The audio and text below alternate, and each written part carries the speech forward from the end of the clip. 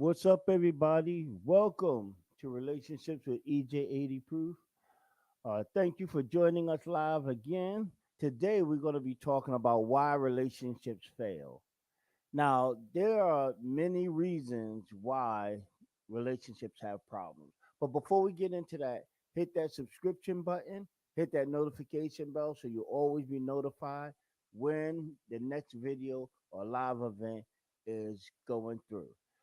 And y'all know how we do. 30 seconds. Go.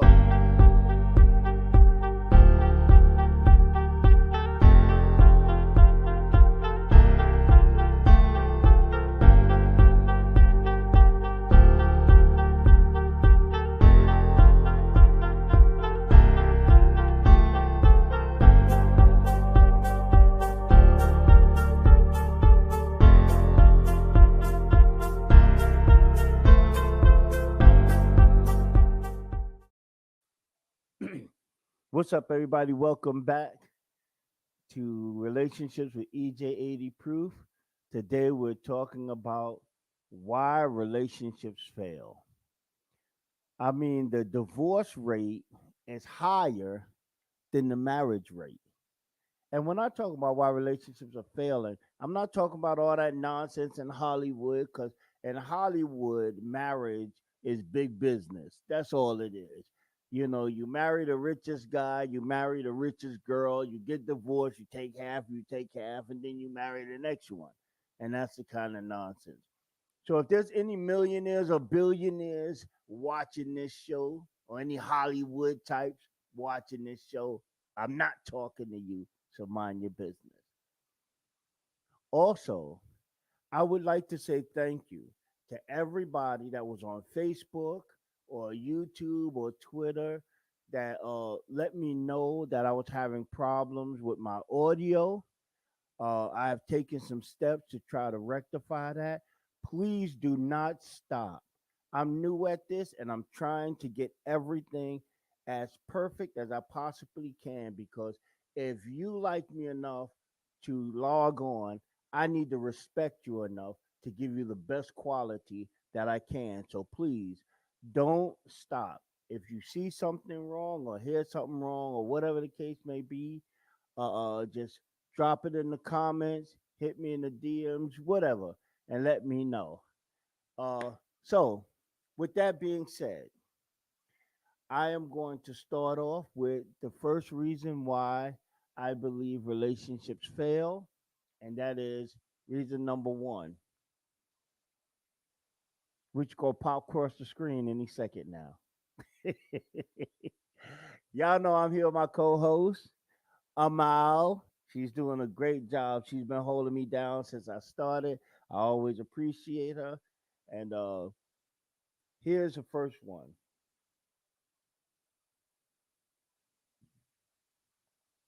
Number one, when people get into these relationships with each other, nobody, and I don't know why, but nobody sits down and establish what kind of relationship this is going to be. And this is crazy. It's almost like people feel like you should already know. And it's like, no, I don't already know. Or we're talking, we're sitting here, are we looking for a friends with benefit relationship? Are we looking for a monogamous relationship? We're looking for something non-monogamous, something untraditional. I mean, what do we do? Are we looking for just a friendship, or are we looking for just a hookup? There's so many relationships, so many definitions of what relationship is. It's crazy that people will get together and they will be hanging out and dating and doing this and doing that and doing this and doing that. All the while, he's thinking, "Oh, you know what? One day I'm gonna marry this chick," and she's thinking, "I'm never getting married. I love my life the way it is." And now it's like, what, 2 years into the brick, and then he's like, "Yo, but I want to ask you a question." And he gets down on the one knee, and you're like, uh, no, that's not what I was thinking. So it's very important from the very beginning to start your to start off with defining the relationship. And I'm not talking about like, on the first date. That's gonna be a quiet. Hey, baby. Thank you for having dinner with me. What my plans are is I'm going to date you for about a month, and then we're gonna get married, and in 3 months we should work on our first kid while we move to Panama because that's where my cousin is. That's a little much on a first date, okay? But as you're dating, make sure you bring those conversations in there. Just let them know, yeah, yeah. This is this. I love this the way it is. But one day, I wanna get married. That's my goal. I want to get married. I want to have kids. I want to have a little house, a little house on the prairie with the apple pie, cooling on the freaking, what do you call that, window ledge, on the window ledge, and all that. Because if you don't do that, then it comes to a shock, and most of the time, women get hurt the most when things like that happen. Um, but that's not just the man's job. Okay, ladies, you have to do that too. You know, and you can't be so worried that you're going to lose this person that you're like, oh, if I tell him and he doesn't want to get married, then I'm gonna lose him, and that's gonna be it. And oh, okay, you know what? Let's just see where this goes. I know exactly where it's gonna go. It's gonna go to you having what the hell? Okay, well, it was water. I didn't want it anyway. I'm detoxing for the week, so I'm up here drinking water, and but yeah, because you're gonna end up losing him anyway, regardless. So take the time out, have those conversations. This is the only way that you can mutually understand where you're going, what kind of relationship it is.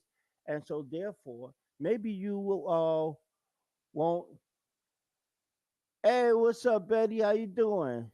Good to see you. Good to see you. Well, good to hear from you. As a good old friend that goes all the way back. Y'all don't even know nothing about that. Would that go all the way back? But it's important so that way you don't know. Not only do you not lose time, which is very precious because nobody can get it back. You don't lose your emotional investment. What's up, Annie? How you doing? She's always in the building. You don't lose your emotional investment. You spare yourself the pain. You save yourself a lot of money, you know, just having these conversations to begin with. So this is the most important thing when you're starting out a relationship. Make sure that you and him, or whatever the combination is, that you guys or you people, or, wait, I can't say you guys, I can't say you people. Damn, what the hell can, anyway, y'all, y'all could get together and really lock this thing down. And hopefully, you both looking for the same thing so y'all can move forward in all of this. So, Betty, what do you think is the reason why relationships fail? Drop a comment. Let me know what you think. Annie, you too. Let me know what you're thinking. While you're doing that, uh, that's okay. Yeah, that is defined as a lack of communication in a relationship. This is very true. This is very true.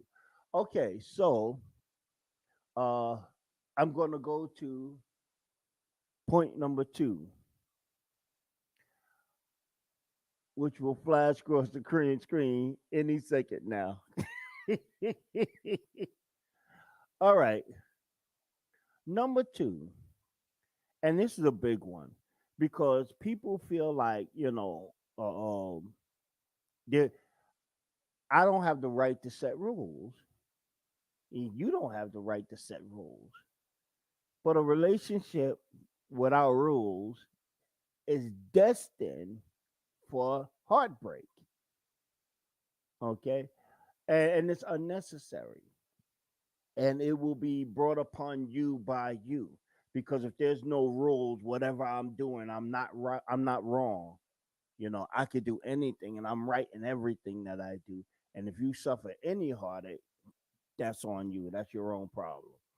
But yes, set rules. You have to get together, and after you define the relationship and say, okay, listen, we're going to be monogamous. It's just going to be me and you. That's what I'm looking for. He says that's what he's looking for. Y'all got it together. Boom. Okay. Now I have some concerns.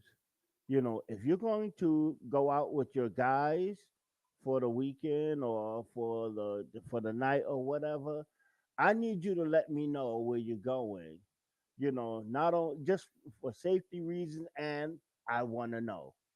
That's a rule, and it could be. It's a very important rule in my book, because if you go out to Marcus Bar and something happens to you, or you're so drunk you need somebody to come get you, and you don't know where your phone is, at least she has a starting point to know where to go to look for you.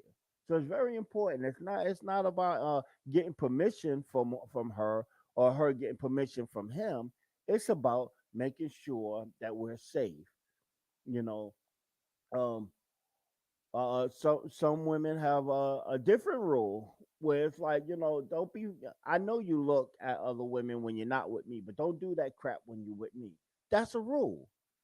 You know, some men are like, hey, listen, I don't want you to have male friends, and if she goes along with it, that's a rule, because some men are a little insecure about male friends or whatever the case may be. So that's a rule. So you have to put these things in perspective. You have to set rules and guidelines, so that way she knows that she can only do, if she's in agreement. Y'all have to agree on these rules. This is not the I'm the man and you're the slave, so sit there, shut up, and do what I tell you. That's not what I'm talking about. I'm talking about two adults that sat down, came up with some rules, agreed to these rules, and now they're moving forward with these rules. Uh,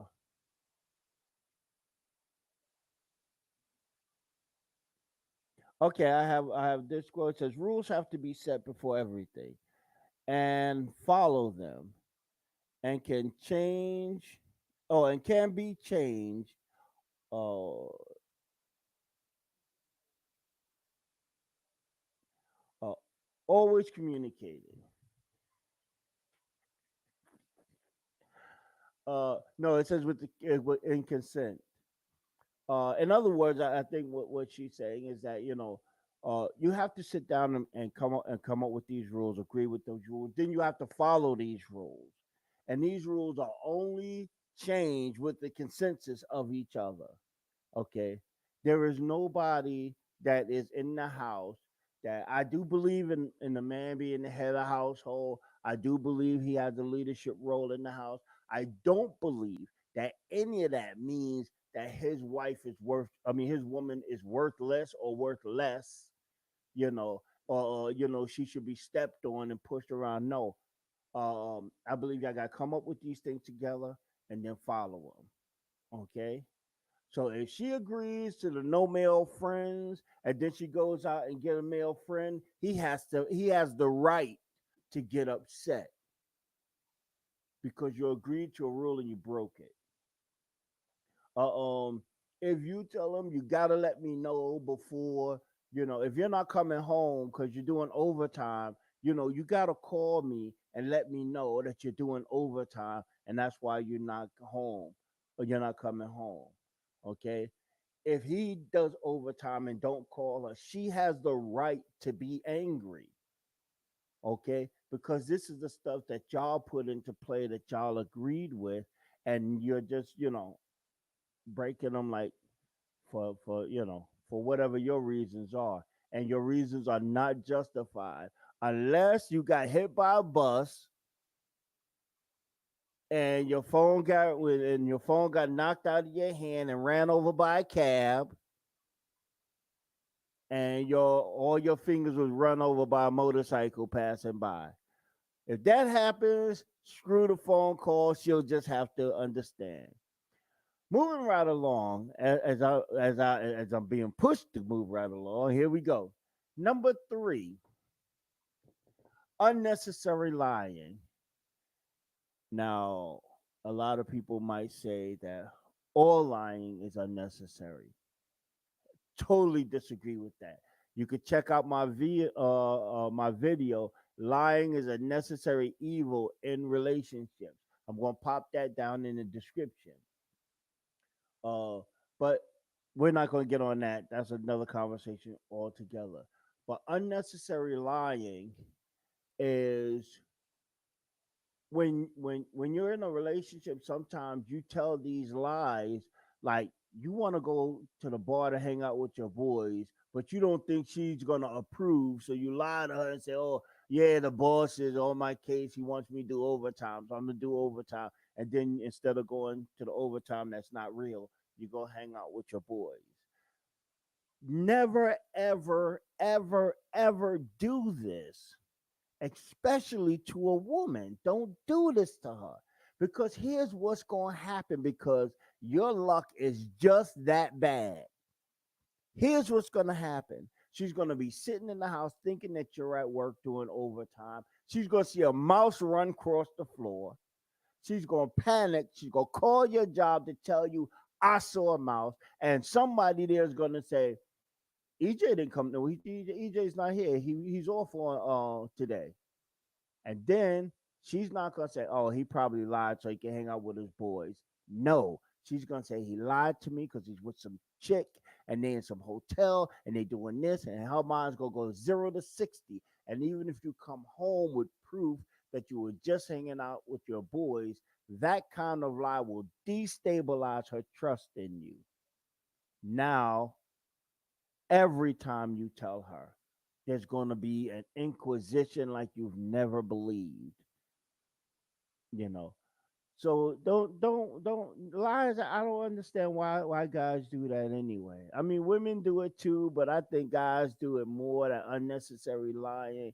She come in the house and it's like, "What was you watching?" And he done flicked to like 18 different channels and whatnot. And he was like, "I was watching the Nature Channel." He was watching the Nature Channel, but okay, we just gonna leave that alone. We always know, we always got you. We think fast. The ladies are always on the channel and they always commenting. I don't know what happened to my fellas. I don't never see them out there anywhere. But let me tell you this. Ladies, you don't always know. You know a lot of the times, well, sometimes, but you don't always know. You don't always catch us, because sometimes we can be kind of slick. But and yes, you do think fast, but most of the time, a lot of times, it can be a little irrational. But anyway, all I'm saying is that most of the time, all I'm saying is it's just unnecessary. Just tell the truth as much as you possibly can. The only lying that I ever say is justifiable lying, is that when women put you in that god awful position of asking you those crazy behind questions that they know the answer to, and if you answer it honestly, there's going to be hell in your house. Those questions like, baby, do I look as sexy as I did when I was 18 when you met me? You can't say, well, no, baby, you're 58 now. You don't look as sexy as you did when you were 18. Go ahead. I dare you, brother. Tell her that. Tell her that. Let's see what happens. My address is 55 Mockingbird Lane if you need a place to sleep after you tell her that. No, but we tell her, nah, baby, you come on, you look better than you look sexy as hell still, no matter what. And I mean, cosmetically, it may not be true. Anyway, let's move on. The next one, number four, is cheating. Cheating is a big thing.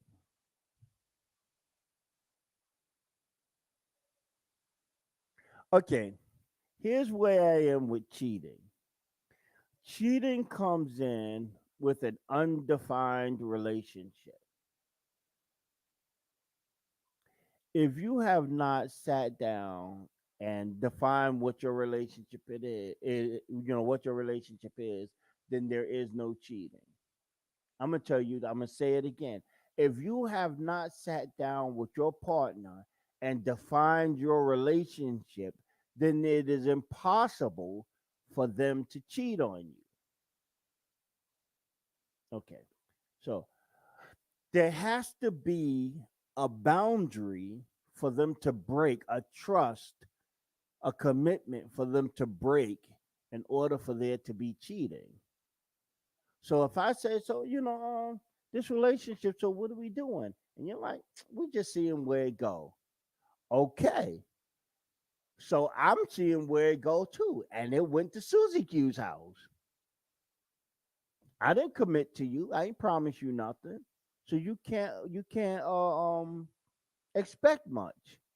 But when you say, okay, I'm looking for a committed relationship, monogamous, me and you, nobody else. Now, if I agree to that, that is a boundary, which means if I bring anybody else in, then I'm violating the agreement. Okay, which is what cheating is, a violation of an agreement. It really doesn't have anything to do with all that other, that flirting and sex and all that. Cheating really has nothing to do with all that. It's a violation of commitment. In fact, I'm going to do a video. Maybe I'll do a short on what cheating actually is. Um, so yeah, you have to set up. And if somebody's cheating in a relationship, trust me, there has been something going wrong for quite some time. Nobody, no man, no woman, nobody wakes up on Monday morning and, oh, oh shoot, I should cheat today. It doesn't happen that way. There has been things going on over time that this person feels like they need to make such a decision to go elsewhere. Okay. Now, it might not be on her. Maybe it's on him. Maybe he was just not really into relationships to begin with, but he just said he was because, he wanted to get in there, you know. So, and then over time, it's like, okay, I've been in there every day for the last 18 years. This is just crazy. I want to be in something else, you know. Or there could be, it could be a noisy house where you have a woman that's just boisterous. I mean, every time you walk in the door, she just carpet bombs you with all kinds of BS, not even giving you a chance to breathe. Men don't do good with that kind of stuff. You know, and that may tempt him to make the decision to go elsewhere. So cheating is not just, oh, I'm a man, so I gotta get mine. No, that's not what it is. If the man has committed to you, if he's in, if y'all in that relationship like that, you know, he's not gonna just wake up on Monday and say, screw her, let me go screw this girl across the street. If he's doing it or she's doing it, there are elements involved that that have been around for a while and is much deeper than simply just waking up and doing something. So if somebody's cheating, there's some other things going on that you need to explore and try to dig it out. Now I want to give you my personal opinion. My personal opinion on cheating, I think cheating is for cowards It's for chickens. It's for people who are not strong enough to stand up for themselves and be a man or be a woman. Oh, what up, T? Do you know what's going on?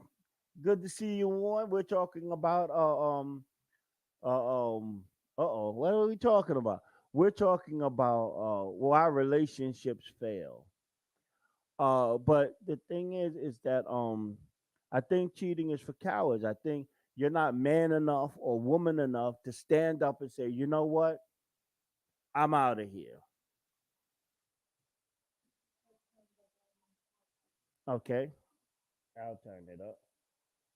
All right. Hopefully that's better. Uh, um, I was just requested to turn my volume up some. I just did so. If you start to hear an echo, please let me know. Um, so if you the nasty cheeks, if you're be a man about it. If your relationship has deteriorated to the point that you want to go outside, don't be sneaking around in alleyways, dipping and dodging out of hotels.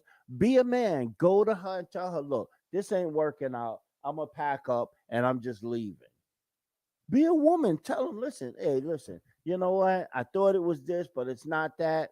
So I'm out of here. Or if it's her house, you're out of here, which is a whole nother video that I did on moving in together. But we're not going to get into that. We're going to try to stay on topic today. All right. So what do we have for number 5? Unnecessary neglect. This is something that happens a lot, and most of the time, this falls on men. Um, there is a level of neglect that you have to have in a relationship because men have to work.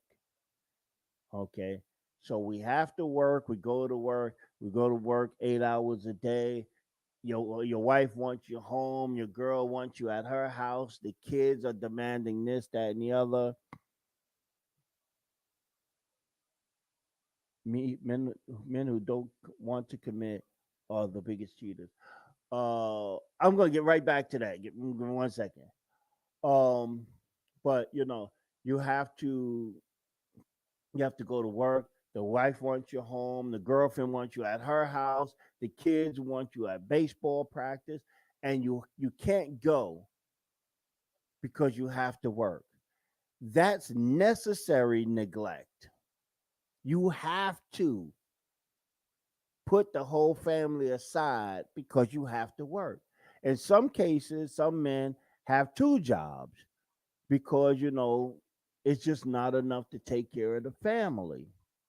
So he has to go to both jobs. So he's out 16 hours a day, you know. So now the family don't get him for 16 hours. He has to neglect the family because he has to work because these things have to be taken care of.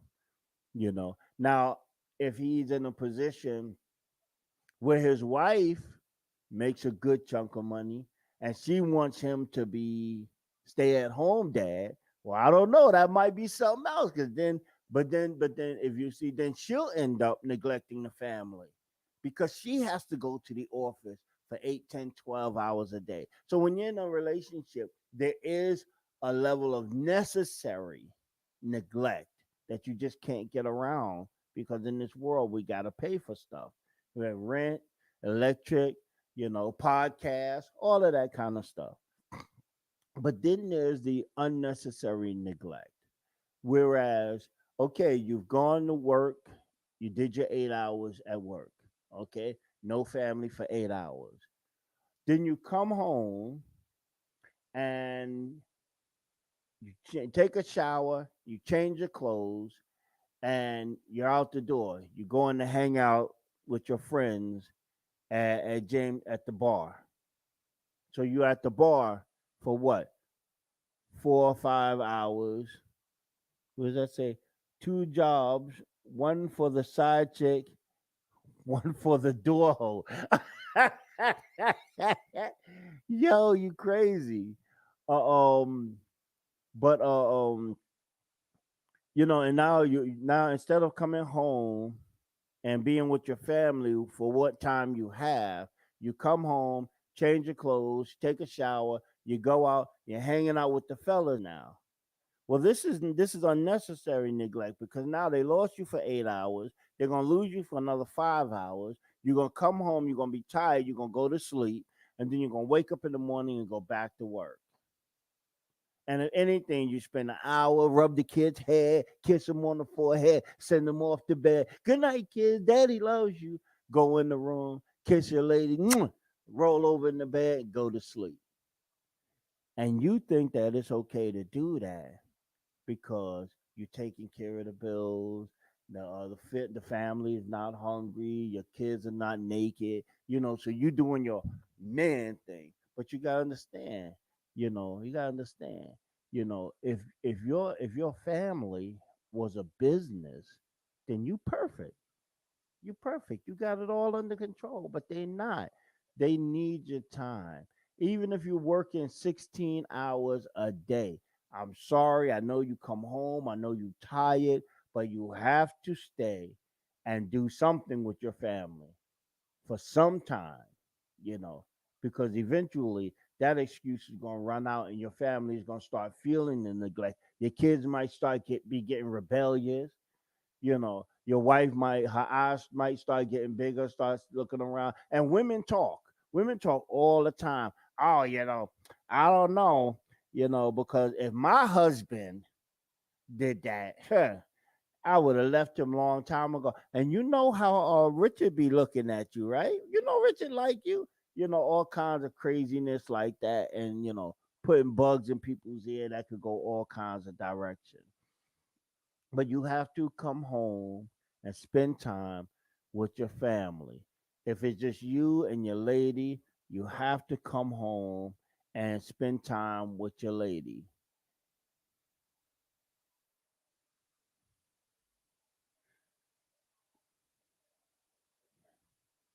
Okay, I could see that. Um, you know, and even if you was just working 8 hours and you wanted to go hang out with your boys, you come home first. Spend time with the family first. Make sure your house is square first.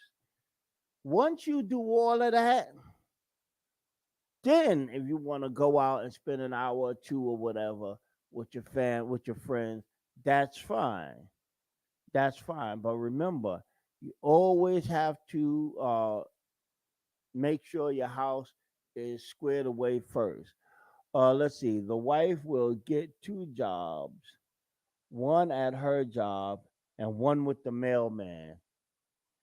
Yo, Tina be killing me, but that shit is funny. But you know what? That could be true. That could be true. If you keep on neglecting your wife, see, it's different because the emotional feeding that women need is tremendous, you know. And when you don't give it to them, it's like it's like literally not giving them food to eat. It's like starving them. And they start making choices and decisions about whether I'm going to just sit here and starve to death or if I'm going to go around the corner and see if Benny's restaurant is open. You can't do it. You have to come home. First of all, you come home. If you have children, you come home and you hang with the children first because they're the ones that understand the least. So you hang out with your children, have some fun with your children, talk with them, go over their homework with them, all that kind of stuff. After that, then you come back and you take time with your wife, find out how she's been doing, chill with her and what have you. Um, I was about to say always take it in the bedroom, but I'm gonna say, take it in the bedroom as often as you can. because they need to know that you still want to be with them in the bedroom, and and that's very important to them as well. So those are my 5 things. What does it say?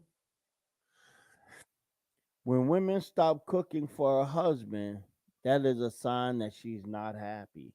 Wow, that's deep. That is deep. Um, you, okay, so let's go there. A change in behavior is a sign that something may not be right. You know what? Communication. Let me talk about that for a second.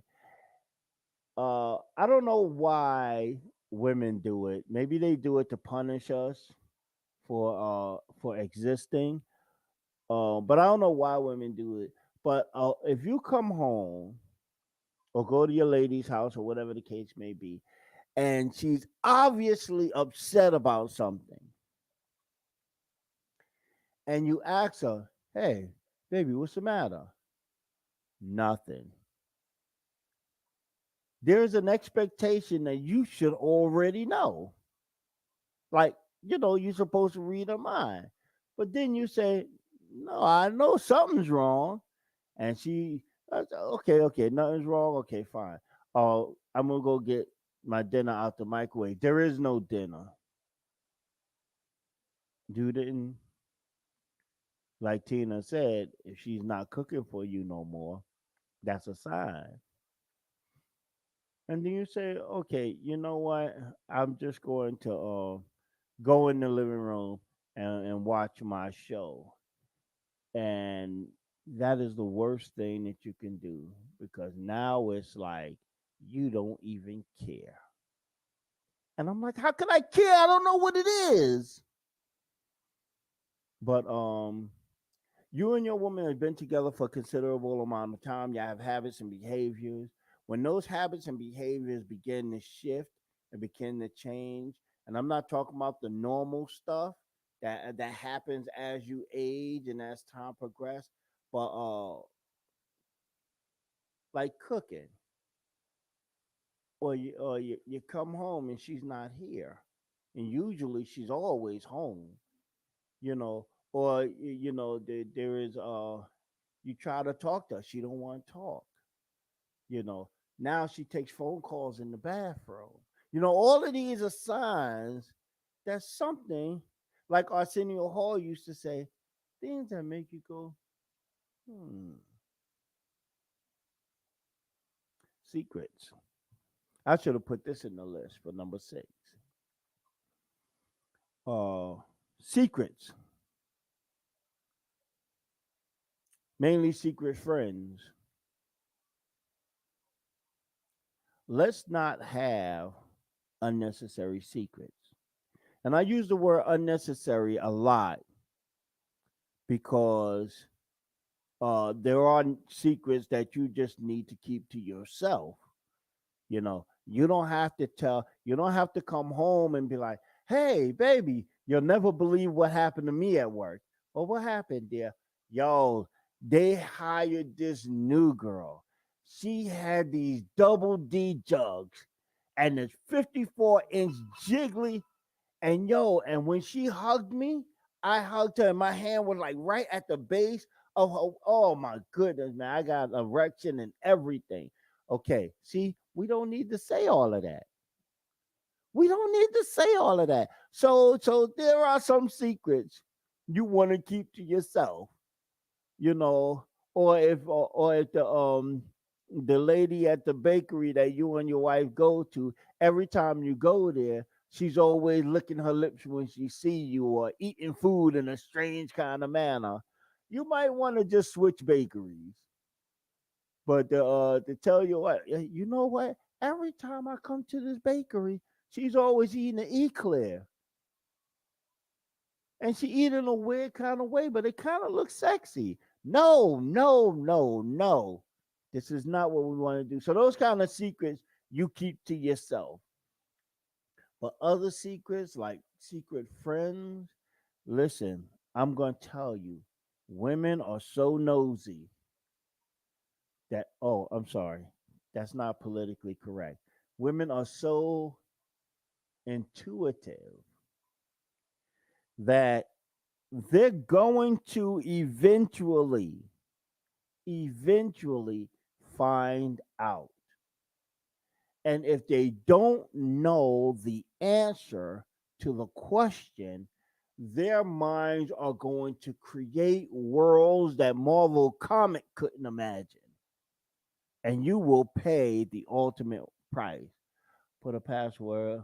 Men put passwords on their phones, but women hide in the bedrooms on phones.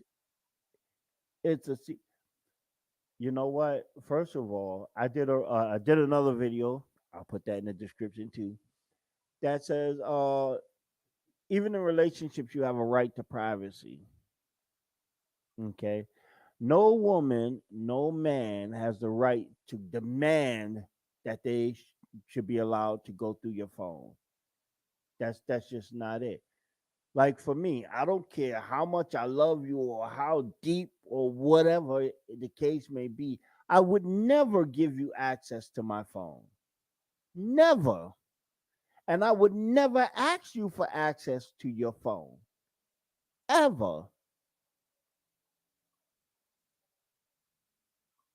There is one thing you can touch on a man on a certain side to tell if he is cheating. Okay, I don't even know.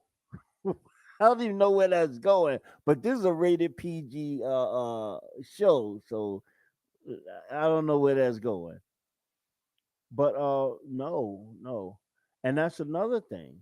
You know, uh, uh you can take the cheating off of their number. Yeah, you can take that off. Just click it off.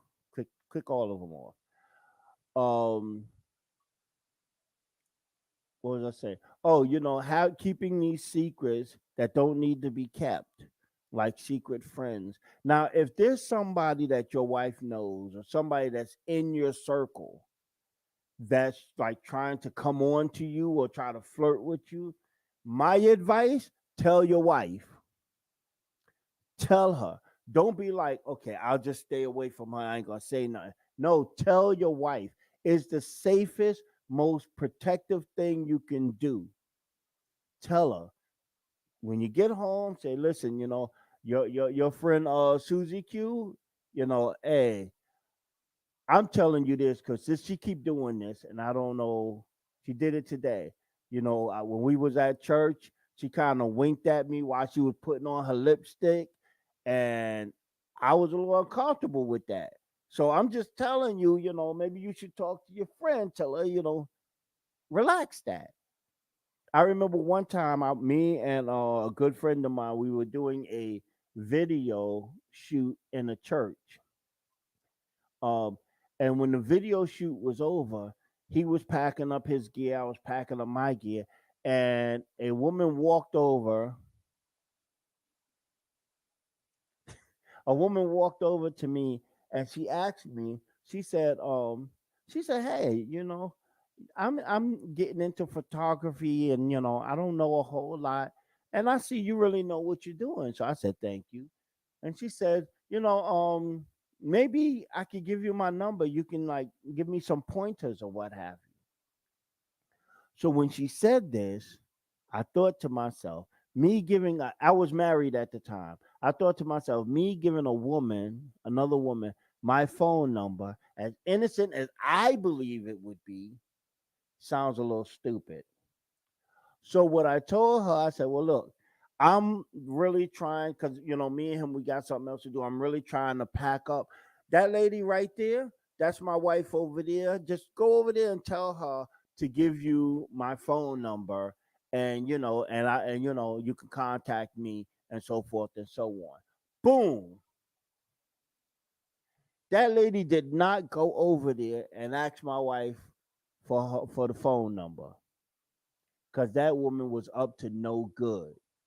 Because if she was honestly just wanted to learn filming, she would have felt no way about going and asking her. So right after, as soon as we got, oh no, we didn't even leave the church. After I finished packing, I went over to my wife and I said, "Hey, honey, you see that lady right there?" She said, "Yeah." I said, "Did she come over and ask you for my phone number?" She said, "No, why?" I said, and I told her everything that happened. And I told her, "Come over here and talk to you about getting my number." And so she said, "Okay." Now I don't know what "okay" means in woman language, but she said, "Okay."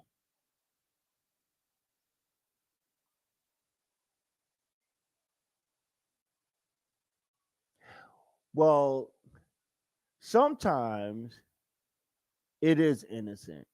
Sometimes people just, they don't think about what they say sometimes.